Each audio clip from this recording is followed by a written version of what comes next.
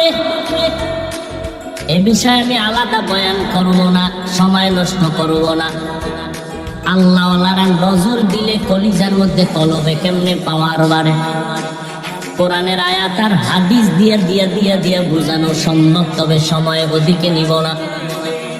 দ্বিতীয় তাকওয়া অর্জন করার রাস্তা দুইটা বলছি, একটা হলো আল্লাহওয়ালাদের নেক নজর, আর একটা হলো রমজানের রোজা।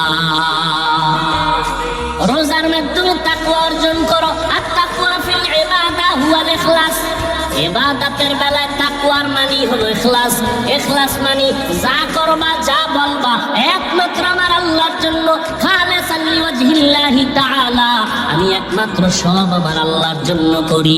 ইন্না সালাতি ওয়া নুসুকি ওয়া মাহইয়ায়া ওয়া মামাতি লিল্লাহ ওয়া